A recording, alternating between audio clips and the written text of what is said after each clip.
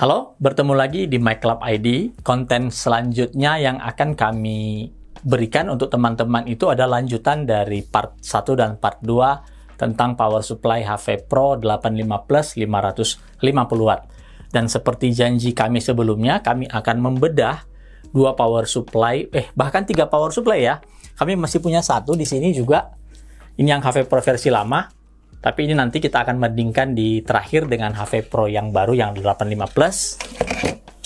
Dan tentunya kami juga sudah membedah, sudah membongkar power supply RGB yang kita pakai, bukan pembanding, yang kita gunakan sebagai apa ya namanya ya, contoh lah, contoh seperti apa sih power supply, bedanya itu apa, dan seperti apa sebenarnya kualitas dari power supply tersebut. Oke, jika kalian tertarik, lanjut aja nonton video ini dari awal sampai selesai.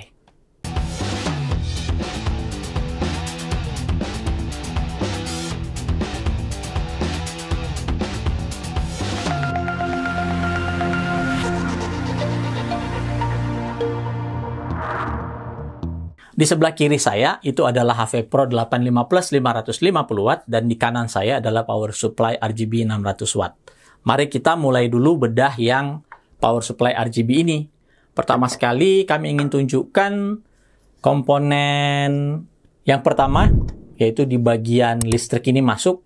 Di sini benar-benar tidak ada kapasitor pelindung sama sekali, langsung masuk ke ground ya. Kalau diperhatikan di sini. Ini salah satu cara untuk meng-cut cost biaya dari pembuatan power supply. Lalu kalau kita lihat lagi di bagian primary, jadi primary itu adalah yang pertama sekali bertanggung jawab terhadap pasokan listrik AC atau listrik dari PLN yang masuk ke power supply ini.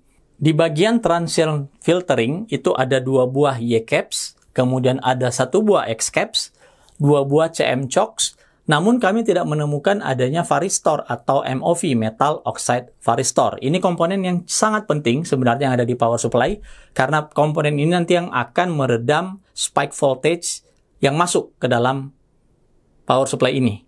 Jadi, kami tidak menemukan komponen itu di dalam power supply RGB ini. Lalu untuk inrush protection-nya ada, itu menggunakan NTC juga, sama seperti mostly power supply yang ada. Bridge rectifier-nya dari Diodes Incorporated, GBU 606 dengan rating 600 volt 6 ampere, sebanyak 1 buah. Di APFC MOSFET-nya itu ada 1 buah in power semi, ITA 20N60A 600 volt 20 ampere. Lalu untuk APFC boost diode-nya ada 1 buah dari ST Micro STT H8S06 dengan rating 8 ampere 600 volt. Di bagian bulk caps-nya ini menggunakan kapasitor dari Chang'e LS ya, jenis LS 420 volt 220 microfarad 2000 jam dengan rating 105 derajat Celcius. Oke lah, cukup oke, tidak terlalu bagus, hanya ya oke, biasa digunakan di power supply entry level. Di main switcher-nya ada 2 buah in power semi ITA 12N60R 600 volt 12 ampere sebanyak 2 buah. Untuk PWM dan PFC-nya itu menggunakan controller yang sama, jadi dia combo controller, yaitu dari Champion CM6805 BSX. Nah, untuk topologi, di bagian primary ini menggunakan APFC, tadi kita lihat ada PFC-nya ya, lalu menggunakan dikombinasi dengan double forward. Ini juga satu topologi yang umum digunakan di power supply entry level. Bahkan beberapa power supply mainstream juga menggunakan topologi primer yang sama seperti yang digunakan di power supply 600 watt RGB ini. Namun di secondary side untuk menekan biaya produksi, dan ini sudah umum digunakan pada power supply yang yang murah lah ya, saya nggak bisa bilang ini terjangkau, itu adalah menggunakan topologi magnetic amplifier atau MACM. Ini sebuah topologi yang cukup lama, jadi memanfaatkan medan magnet untuk mengregenerate beberapa voltase. Biasanya yang digenerate itu adalah 3,3 volt, yang digenerate dari 5 volt atau 12 volt. Lalu secara global, saya kembali ke belakang sedikit, ini menggunakan yang disebut dengan group regulated ya. Group regulated ini bisa dilihat dari di bagian secondary-nya itu ada 2 buah coil. Itu yang umum kita lihat pada group regulated design dari sebuah power supply. Saya lanjutkan lagi di bagian secondary. Untuk 12 voltnya ada 3 buah Penjit semikonduktor PS30U60CTR Schottky ya. Lalu di 5 voltnya ada 1 buah Penjit semikonduktor juga PS30U45CTR. Di bagian 3,3 voltnya ada 1 buah SMC diodes MBR3045CT. Nah, untuk filtering di bagian secondary-nya ini menggunakan beberapa kombinasi. 12 voltnya ada 2 buah 2200 microfarad, 16 volt 2000 jam 105 derajat Celcius. Di 5 voltnya dan 3,3 menggunakan 2 buah masing-masing ya, 2 buah kapasitor 1500 microfarad, 10 volt 2000 jam 105 derajat. Untuk supervisor IC-nya ini menggunakan Sitronic ST9S313DAG. Ini untuk biasanya untuk OCP, OPP, OVP ya. Proteksi lah. Lalu untuk standby PWM controllernya ini juga ada ya, standby untuk plus 5 VSB-nya itu menggunakan EST2812A. Sedangkan untuk kipasnya, ini tadi kipasnya ini RGB, ini kipasnya ratingnya ada di 12 volt, 0,16 ampere, 2000 sampai 2200 RPM. Jadi terendahnya aja sudah 2000 RPM ya untuk kipas ini. Oke. Lalu kalau kita lihat di bagian belakang, solderingnya, ya solderingnya ini masuk nilai gimana ya saya bilangnya ya, mungkin tidak begitu rapi lah kalau dari sisi soldering di bagian belakang. Oh ya, ini power supply menggunakan single sided PCB ya, jadi semua komponennya ada di satu bagian PCB saja.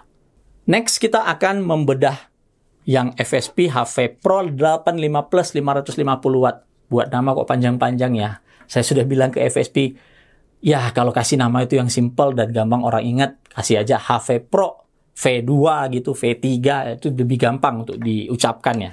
Oke, pertama sekali kita lihat inputnya, input dari AC-nya, nih ya. Di sini kita bisa lihat ada beberapa Y kapasitor yang membantu meredam lah ya di bagian transient filternya.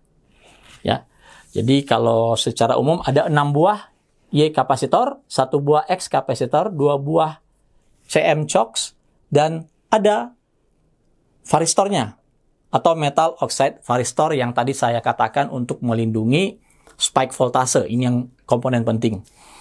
Di bagian inrush protection-nya menggunakan NTC thermistor juga.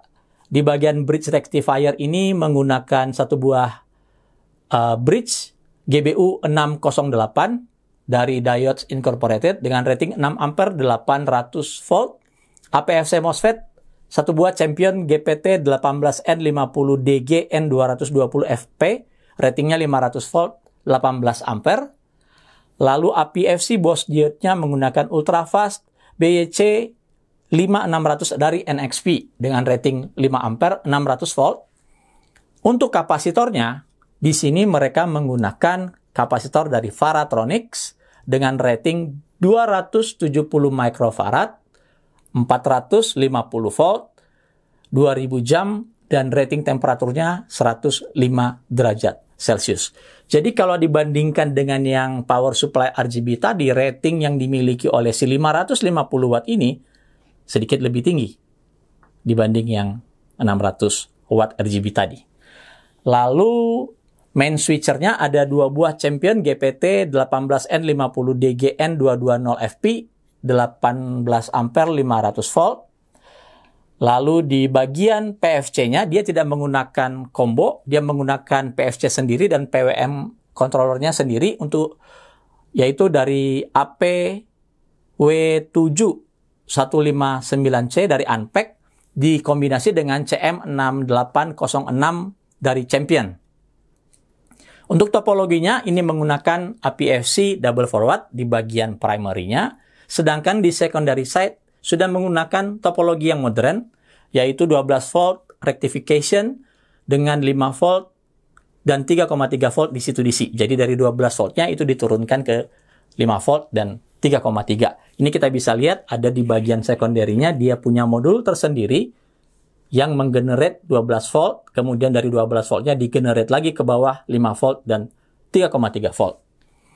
Nah, di secondary side-nya ini yang bertanggung jawab untuk meregulasi atau memfilter juga 12 voltnya ada 6 buah Schottky 30 ampere 45 volt dari PFC device.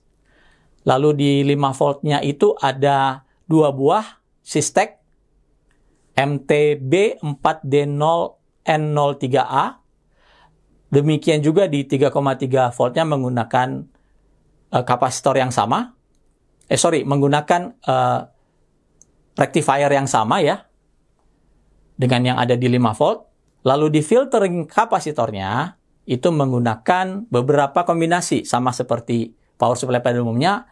Jenisnya elektrolitik kapasitor, di 12 voltnya ada 3 buah 330 microfarad, 16 volt, 3000 jam, 105 derajat. Lalu di 5 volt dan 3,3 sama-sama menggunakan masing-masing 3 buah, 680 microfarad, 6,3 volt, 3000 jam, 105 derajat Celcius. Supervisor IC-nya dipertanggungjawabkan pada sebuah IC dari Weltrend WT7527RA. Dan untuk kipasnya, ini kipasnya menggunakan sleeve bearing fan dari Yathlon. Ada juga yang bilangnya itu nice full ya. Kalau kita lihat di sini ratingnya itu 0,30 ampere. Kalau dibandingkan tadi kipasnya si power supply RGB 600 watt itu hanya 0,16 ampere. Artinya secara teknis kipas ini akan jauh lebih powerful dibandingkan kipas yang RGB tadi. Selanjutnya di 5 VSB circuitnya ada rectifier, satu buah dari PFC device P5V45SP dan standby PWM controllernya dari Greenergy GR8830. Oke. Nah, kalau kita lihat bagian solderingnya ini rapi sekali di bagian belakang. Ini juga menggunakan single-sided PCB. Artinya komponennya itu hanya ada di salah satu sisi PCB. Oke. Lalu kita akan lihat, ada pertanyaan di video kedua kalau saya nggak salah. Ada yang menanyakan, terus apa bedanya antara HP Pro 85 Plus dengan HP Pro yang sebelumnya secara komponen? Kami juga sebenarnya sudah pernah mereview dan pernah membongkar power supply yang sama ini, HP Pro 550 watt yang lama. Dan di sini kita bisa lihat dengan jelas ada satu komponen yang sangat menyolok perbedaannya, yaitu di bagian bulk capacitor. Di mana yang HP Pro lama itu menggunakan kapasitor dari Varatronic dengan rating 420 volt, 270 microfarad, 85 derajat Celcius. Ini di-upgrade di HP Pro 85 Plus. Di sini seperti tadi saya sudah informasikan, di HP Pro 85 Plus 550 watt itu menggunakan solusi yang sama, yaitu Varatronic tapi dengan rating yang berbeda, yaitu 450 volt, 270 microfarad, 105 derajat Celcius. Jadi ada dua parameter yang dinaikkan. Pertama, kapasitornya mempunyai toleransi hingga 105 derajat Celcius dari 85 derajat Celcius. Dan kemudian rating voltage-nya juga naik dari 420 volt menjadi 450 volt.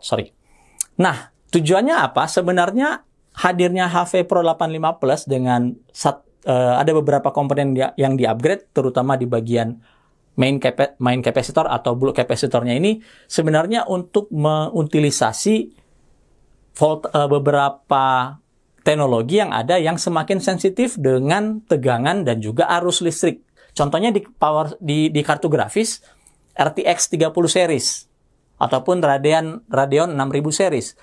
Kartu grafis yang sekarang itu jauh lebih sensitif terhadap pasokan daya, sehingga kalau kalian melihat ada informasi yang mengatakan kalau menggunakan kartu grafis RTX 30 contohnya, itu kalau bisa yang 12 volt pin PCI Express-nya itu jangan yang satu jalur, kalau bisa dipisah jalurnya.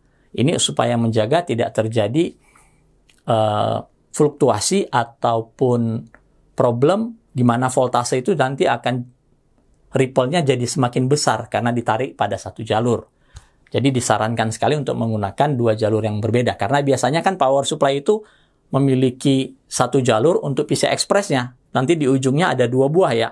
6 plus 2 pinnya itu ada 2 buah. Jadi disarankan menggunakan 2 kabel yang berbeda ketika kartu grafisnya membutuhkan minimal 2 buah 6 plus 2 pin atau 6 plus 2 plus 6 pin. Itu tergantung kombinasinya. Itu saja yang kami bisa sharing tentang bedah power supply, 3 buah power supply ini. Kesimpulannya, meskipun di entry level, FSP dengan HV Pro-nya berusaha menawarkan sesuatu yang lebih, value added yang lebih baik bagi konsumennya. Ini bukan karena kami memuji bahwa FSP itu bagus, tapi kalau dilihat secara per komponen yang mereka lakukan di power supply yang baru ini, HV Pro 85 Plus, artinya ada effort untuk melakukan sesuatu yang lebih baik, menghadapi tantangan ataupun menghadapi komponen-komponen peripheral yang semakin modern dan mungkin menurut mereka sangat penting sekali untuk membuat sebuah output DC, output power yang benar-benar dibutuhkan oleh komponen-komponen yang ada di dalam komputer kita.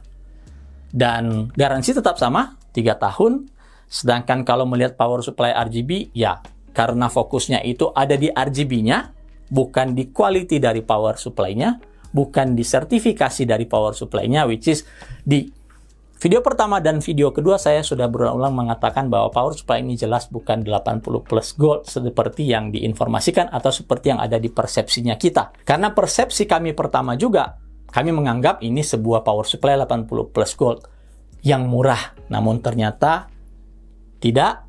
Kita bisa lihat dari topologinya yang sudah out of date, dan sekarang rasanya yang 80 plus gold itu pastinya menggunakan desain DC to DC di bagian sekunderinya. Sedangkan di primernya kalau di high end itu bisa half bridge LLC atau LLC. Demikian video kami kali ini. Semoga teman-teman terjawab beberapa pertanyaannya, penasarannya. Kami tidak bermaksud untuk mendiskreditkan satu merek ataupun satu produk.